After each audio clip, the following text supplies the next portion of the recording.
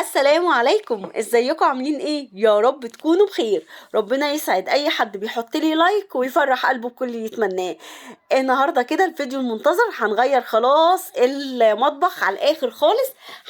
هنحط بقى الفوم كده زي ما انتوا قلتولي، وهنظبط الديكورات بتاعته، وان شاء الله يعني هيبقى كده ايه، لطيف وخفيف ومفيش حاجات كتير على الكونتر ولا على الرخامات. بس قبل ما ندخل للفيديو، عايزاكم تدعموا معايا قناة ايمو تشانل، وعايزين نوصلها النهارده 1000 مشترك بالله عليكم، لان هي بصراحه قناتها حلوه جدا. كمان هي عامله جوله في المطبخ بتاعها. بسم الله ما شاء الله، المطبخ بتاعها جميل جدا. هتستفادوا من الافكار اللي هي عاملاها. يعني تتفرجوا على الفيديو بتاعي، تروحوا تكملوا عندها، هتلاقوا حاجات حلوه جدا جدا عندها. ولو انتوا شجعتوها هتعمل لكم روتينات وطبخ وحاجات جميله جدا. وانا بجد معجبه بالافكار اللي في الفيديو بتاعها. وكمان المطبخ بتاعها بسم الله ما شاء الله، ديكوراته حلوه جدا جدا، ربنا يبارك لها فيه. وعايزاكم ان انتوا تشجعوها وتوروها حبايب شيري واخوات شيري. يعني بيسدوا في اي حته بصراحه، يعني لما اقول لكم دعموا اي قناه بتسدوا في اي قناه. ربنا يديمكم نعمه في حياتي وما تحرمش منكم يا رب. زي ما انتم شايفين انا بدات كده افضي الرخامات. احمد فاجئني يا جماعه، قال لي خلاص النهارده هركب لك الفوم، عشان هو كان عنده الايام اللي فاتت يعني شغل وكده، وما كانش عارف يعني يستأذن من الشغل بقى. فيوم الجمعه كده اجازه، فقال لي، قلت له طب يعني اظبط المواعين والحاجات مطرح الغداء؟ قال لي لا، انا لو ريحت هكسل. فقلت له طب بس اظبط كده الرخامات واظبط الدنيا، عشان انتوا عارفين بقى الرجاله لما يجوا يقفوا في المطبخ ما بيقفوش يعني وهم يعني حاجة مش مظبوطة، يبقى واقف وهو مش متضايق. غسلت كده المواعين، طبعا فقرة المواعين دي ما رضيتش اجيبها معاكم، بس قلت المع كمان الحوض ولمع الحنفية بالسترس كده، لاني بقالي مدة ما عملتوش بالسترس، يعني بعمله على طول بالبريل وكده، فحسيت ان هو لونه مطفي. حاولت ان انا افك الشفاط. هو احمد كان دخل ريح بقى شويه، قلت له لا هظبط المطبخ لان انا مش راضيه ان انت تقف فيه بالشكل ده.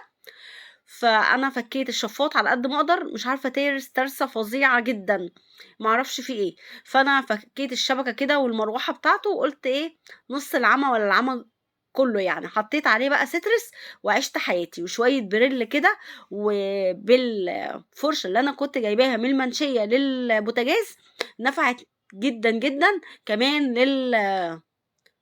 للشفاط يعني. بصراحة طلعت أي دهون وكويسة جدا. ده كانوا التلاتة أو الأربعة ب20 جنيه، الأربع فرش دي.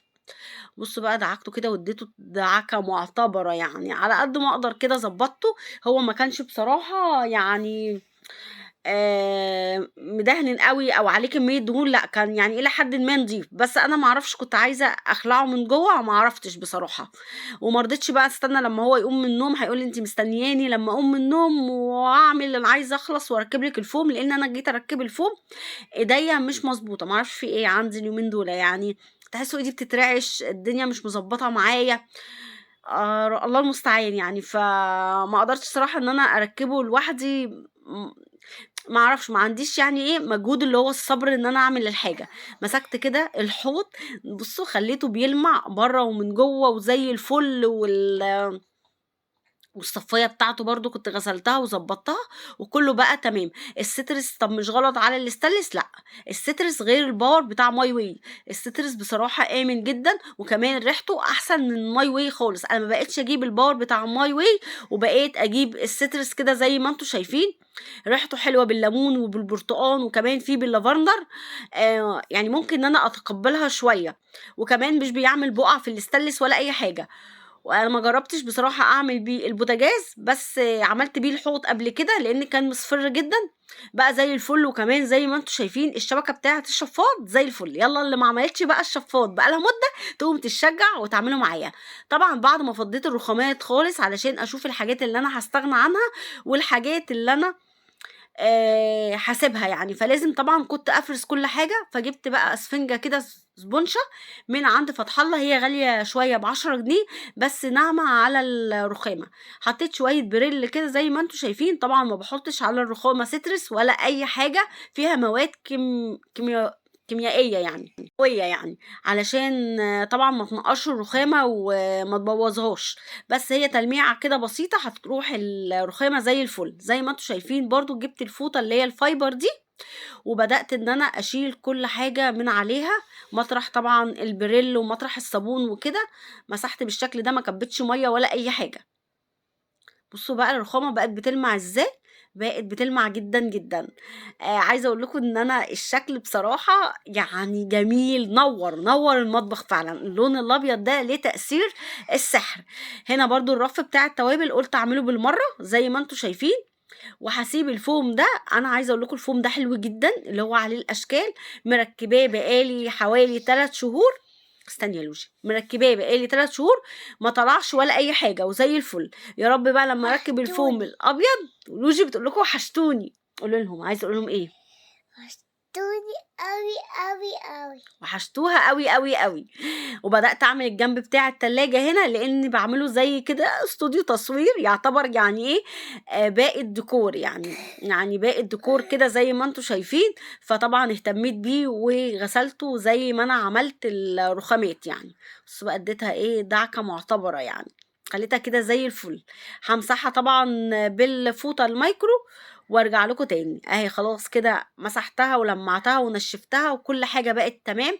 عندي الرخامات بتاعتي نضيفه، الحوض بتاعي بيلمع، بصوا زي الفل كده زي ما انتم شايفين. والرخامه التانية طبعا انا عايزه اشيل الشفاط ايه، اشيل اللي هو الفلتر من هنا وانزله تحت. لسه بعمل حاجات بس الاساسيات عملتها الحمد لله. زي ما انتوا برضو شايفين، كان احمد قام كده من النوم وايه فك الوشوش بتاعه الكهرباء، وانتوا شايفين برضو الاحمر اهو كده، ده السيراميك عشان الناس الجداد اللي داخلين لي النهارده او دخلوا لي امبارح وما شافوش المطبخ بتاعي. انا كان يعتبر كل تلت احمر وابيض، كل تلت احمر وابيض زي ما انتوا شايفين بالشكل ده. حبيت اوريكم قبل وبعد. بدأ اهو احمد بقى يظبط الدنيا. حصلت بقى ايه مشكلة، لقينا الحيطة مشطولة، اللي هو عارفين يعني مثلا من هنا الحيطة جاية من هنا عريضة شوية، ومن تحت كنزة شوية جاية بشطلة كده. فهو كان بيحاول يظبط، عشان كده انا لما جيت اركب كان في حاجة مش مظبوطة. باجي اركب على نفس المقاس بلاقي حاجة، يعني ايه، الورق الفوم ده دخل لجوه شوية وجزء من الحيطة من السيراميك بان. فقال لي لا دي الحيطة فعلا مشطولة وعندك حق. فهو انا وهو كده قعدنا نظبطها الى حد ما لغايه ما وصلنا لشكل ان شاء الله يعجبكم جدا. عايزه اقول لكم ان انا مش بولع نور ولا اي حاجه، والمطبخ منور لوحده. طبعا بدأنا ان احنا نحط الفوم من فوق كده ونسحب الورق من تحت واحده واحده. هو عايز حرص شويه علشان ما يكسرش معاكي وفي نفس الوقت ما يكشش معاكي. تمام كده ممكن انت تعمليه طبعا لو الحيطه بتاعتك ما فيهاش بابلز كده، الحيطه بارزه معاكي، ولا كمان الحيطه يعني لو مستويه معاكي ملسع طبعا هيلزق بكل سهوله. انا عندي عشان الحيطه بارزه شويه وفيها بابلز كده، فخد مننا وقت قوي في اللزق، بقينا نخبط عليه جامد جدا علشان يلزق. هنا بقى بالقطر كده بدأ يفتح مطرح وشوش الكهرباء بالشكل ده، وهيحط بعد كده الوشوش. طبعا غسلتها كويس جدا لاني كنت بخاف ان انا يعني اخد راحتي في غسيل الوشوش عشان الكهرباء وكده. فالحمد لله ان هو خلعها لي وانا نضفتها وخليتها زي الفل. ده كده النص الاولاني زي ما انتوا شايفين، خلاص كده ظبطناه. تعالوا نبص بقى الفرق بين النص اللي فوق والنص اللي تحت. بصوا بقى في حاجات كده بارزه بسيطه، قعدنا نظبط على قد ما نقدر. بصوا الشكل. ان شاء الله هجيب سجاده جديده بقى في الفيديو الجاي. وهنا اهو الشفاط الى حد ما خلعناه قد ما اقدر وظبطته كده. لسه هركبه بقى ان شاء الله، وكمان هنخلع الشباك يعني ونغسله. بصوا عشان هو بابلز فبيطلع شويه. عايزاكم تركزوا وتقولوا لي ايه رايكم بقى في الشكل النهائي كده بعد ما خلص المطبخ. بصوا ما شاء الله نور جدا. حتى لو هو هيقعد وقت مؤقت بس يعني فرحني قوي، فرحني بجد. اي حاجه بتغير من المود. يعني انا عايزه اقول لكم اليومين دول مودي وحش جدا جدا. يمكن اقول لكم الفيديو الجاي يعني ان شاء الله. فانا نفسيا متدمره يعني، حتى لو انا بضحك وكده، بس انا نفسيتي والله يعني فظيعه متدمره. يمكن القريبين مني عارفين انا ليه نفسيا مش مظبطه على الاخر. فربنا يستر والله المستعان، يعني الله المستعان.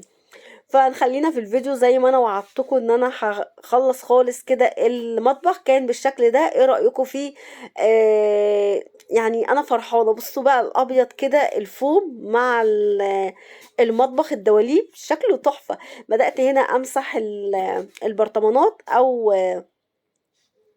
او المنظمات بتاعت بقى التوابل اللي انا بستخدمها دايما يعني تحت ايدي بالشكل ده. هي مليانه فمرضتش افضي الحاجه، بس مطرح ايديا مبصمه، فجبت ورقه مناديل كده وشويه ميه، طبعا عشان ما تلقطش، ما حطيتش بريل ولا اي حاجه، ومسحتها بقت زي الفل. حبيت احط الصينيه دي، شكلها حلو قوي، لونها بينك، مع المج ده لونه بينك، والكوستر ده لونه بينك. حبيت احطهم بالشكل ده. وكمان بقى وانا بفرز في حاجتي، لقيت الزهرية الحلوة دي الصغننة دي لونها برضو بينك كده، فقلت ايه احطهم كده التلاتة جنب بعض. كان نفسي السلك ما يبانش بتاع كنكة القهوة، بما ان لونها برضو بينك غامق، قلت احطهم في الكورنر الصغير ده زي ما انتم شايفين بالشكل ده. شكلهم حلو جدا. احط بقى الحاجات بتاعة التلاجة. هي كانت يعني لونها غير شوية وكده، فممكن اجيب حاجات جديدة او اكتفي بيهم كده، مش مشكلة. تعالوا نشوف كده الشكل النهائي بالنسبة لأول رخامة. خلاص اكتفينا بالحاجات الجميلة البسيطة دي. ايه رأيكم؟ كان عندي دي ويلكم هوم. ماشي، ممكن هي تتحط على الباب بره، بس طبعا مش هتليق مع الديكورات اللي انا عاملاها طبعا في الشقة. فانا حطيتها هنا في المطبخ، ادت شكل حلو جدا. كمان هي لونها جري في ابيض، فشكلها لذيذ. طبعا مش عايزة تسهوا في الفيديو بتاعي. هتلاقوا قناة ايمو شانل في اول تعليق مثبت. عايزين نروح وندعمها ونشجع القنوات الحلوة اللي روتيناتها جميلة وحاجاتها جميلة كده، تظهر لينا وللنور وربنا يكرمها ويجعلها يا رب كده فتحة خير عليها. لان هي كان عندها قناة، والقناة دي حصل فيها مشاكل، فهي بتبدأ من اول وجديد. فعايزين ندعمها ونوريهم اخوات شيري وحبايب شيري جامدين جدا وبيسدوا في اي موقف. بدأت انا برضو اعمل الرخامة دي، وحاولت ان انا يعني برضو ما احطش حاجات كتيرة. لقيت الفازة البيضة دي فيها ورد كده او شجر ابيض، فقلت احطها، شكلها حلو وظريف. طبعا البوتاجاز هنا كان يعني نور بصراحة، مع الأحمر ما كانش جاي سكة خالص. ودي أعمل الشباك، بس هنشوف له صرفة إن شاء الله بإذن الله. بصوا بقى كل حاجة كده بقت تمام، وأنا بقيت راضية على المطبخ بنسبة يعني 99% أو 90%، عشان ما بقيش أبالغ. وحطيت هنا الجار ده كده بالشكل ده، كنت عايزة احطه هناك، ما لقيتش ليه الصراحة يعني مكان. هنا كنست كده زي ما انتم شايفين الارض، وهمسحها بقى وخلاص كده. انا خلعت الشباك بقول لكم، وهغسله في الحمام. بصوا الشكل كده. هنا عايزة اجيب على المواسير دي فرع شجر اخضر كده ينطق معايا شوية. ايه رأيكم على مواسير الغاز؟ وايه رأيكم كده؟ بقول لكم يعني هنا وانا واقفة في المطبخ شكله حلو. ايه نفسيتكم مرتاحة؟ مبسوطين؟ قولوا اكتبوا، انزلوا تحت واكتبوا احنا مبسوطين. مش دي برضو شروطكم ليا؟ وده برضو افكاركم ليا؟ ايه رأيكم؟ عينيكم مرتاحة؟ عشان الاحمر، بص في ناس بتكره الاحمر. يعني عايزه اقول لكم لوجي لابسه بيجامه حمراء اهي، بتكره الاحمر جدا جدا، يعني كانت بتنفر. فاضل لك المطبخ، وفاضل لي خلي بالكم باب الحمام. قلت بقى ما رضيتش افرش السجاده الحمراء، لا، ما مش بعد ما كل ما اعمل ده كله اروح فرشالكوا سجاده حمراء، لا، انا بقى انا ست مجنونه كده رسمي. بضحك رغم الالام.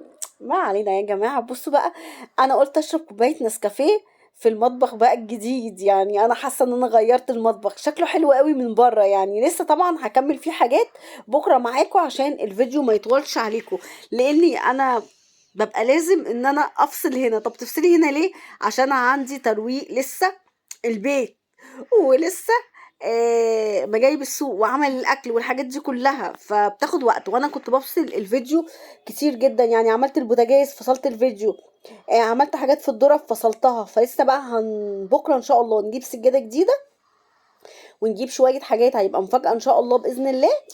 وكمان نص ايه يا جماعه، ايوه الحلل الجديده ان شاء الله باذن الله. طبعا نسكافيه مضربي لازم احافظ عليه. يا رب بقى فيديو النهارده يكون عجبكم، ولو عجبكم انزلوا اكتبوا لي في الكومنتات ايه رايكم في المطبخ الجديد. مستنيه ارائكم وكومنتاتكم الجميله اللي بتساعدني، وحاولوا ترفعوا الفيديو ده بلايكات كتير، وما تنسوش تدخلوا عند ريم شانل في قصدي ايمو شانل، في اول كومنت مثبت هتلاقوا قناتها، وهتلاقوا الفيديو بتاع الروتين او الجولة في المطبخ بتاعها.